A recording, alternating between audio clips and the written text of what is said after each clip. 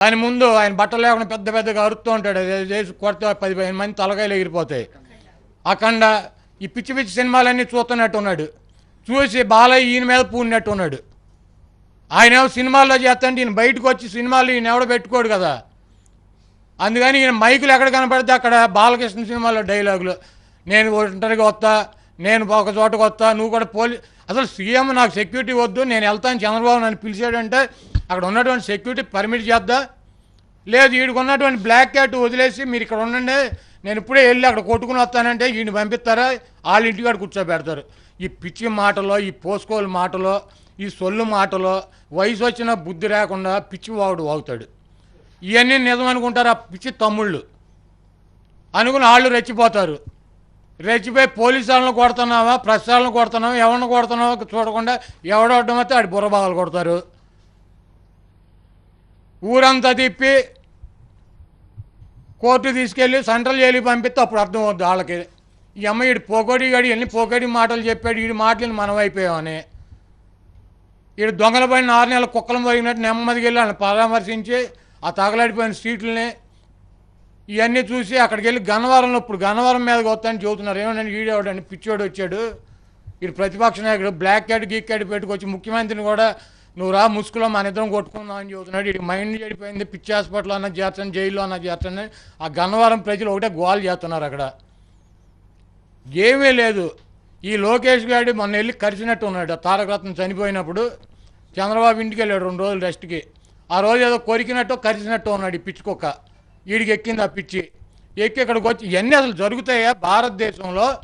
ఒక 2 ముఖ్యమంత్రులు, ఒక ప్రతిపక్ష నాయకుడు, ఒక పార్టీనో గన్మెన్స్ వద్దు, ఎవడొద్దు, పోలీసులు రావద్దు, మేమిద్దరం కొట్టుకుంటాం జనాన్ని వేసుకుని వెళ్తే అసలు ఈ భారతదేశంలో ఎక్కడన్నా పర్మిషన్ ఇస్తారా?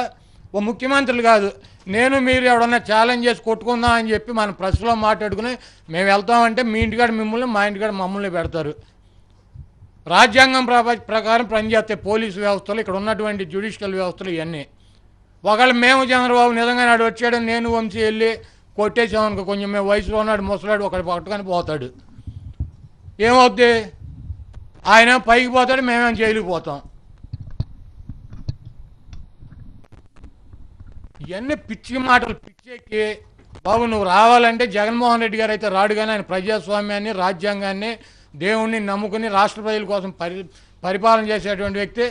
నేను వంశీ నాకేమో నీ పిచ్చిలో సగం ఎక్కింది. ఎందుకంటే 2 సార్లు వంశీ 3 సార్లు తీసుకున్నాడు కాబట్టి నీ దగ్గర బీఫామ్ వంశీకి 30% ఎక్కింది. మేమిద్దరం రెడీ. ఈరోజు భైరవ దీపం 28 సంవత్సరాలు అయిందని చెప్పగానే అండ్ నాది బాలకృష్ణ గారిది successful combination folklore, mythological and social movies, చాలా మూవీస్ చేయడం జరిగింది. అండ్ నాకు చాలా మంచి పేరు తీసుకొచ్చిన బొబ్బిలి సింహం కానీ, పెద్దన్నయ్య కానీ, భైరవ ద్వీపం కానీ, కృష్ణార్జున విజయం, ఇలా చెప్పుకుంటూ పోతే ఆల్మోస్ట్ 7 మూవీస్ పైగా చేశాను.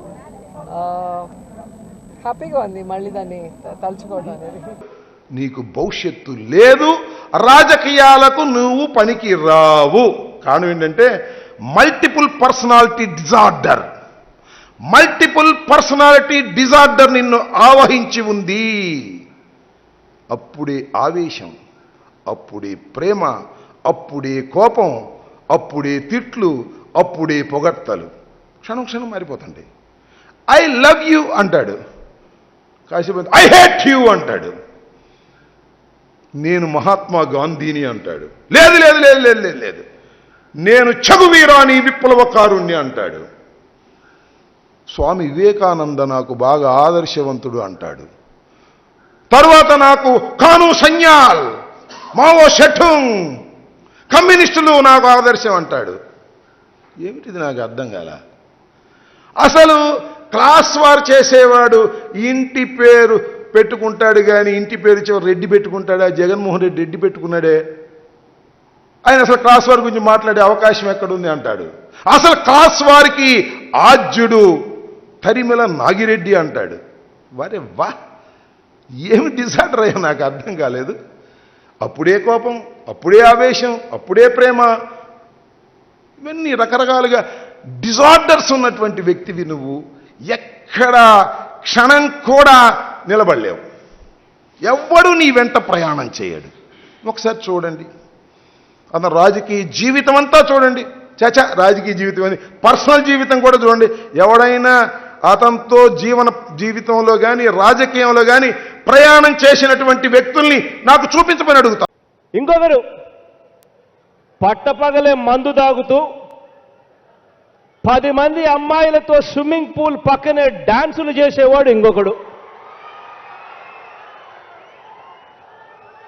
ఆ యూట్యూబ్లోకి వెళ్ళి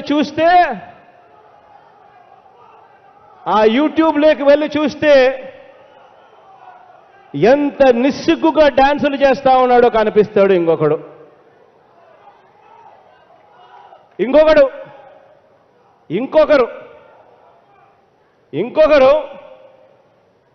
అమ్మాయి కనిపిస్తే చాలు ముద్దన్నా పెట్టాలటాడా లేదా కడుపన్నా చెయ్యాలి అని చెప్పి ఇంకొకడు అంటాడు. ఇంకొక దౌర్భాగ్యుడు. ఇది ఇంకొక క్యారెక్టర్. ఇక ఇంకొక క్యారెక్టర్ ఉంది. వయసు 75 ఏళ్ళు అయినా సిగ్గు లేదు. టీవీలోకి వచ్చి ఒక షోలో మాట్లాడతాడు. ఆహా బావా, నువ్వు సినిమాల్లోనే చేసావు, నేను నిజ జీవితంలోనే చేశాను అని అంటూ ఒక చేసిన వెధవ పనుల్ని గొప్పగా చెప్పుకునే ముసలాయన ఇంకొకడు. నిజంగా ఇలాంటి వారు క్యారెక్టర్ లేని వీరంతా మంచి చేస్తున్న మన వాలంటీర్ల గురించి తప్పుడు మాటలు ప్రచారం చేస్తుంటే ఇది కలియుగం కాక మరి ఏమిటి అని అడుగుతా ఉన్నా.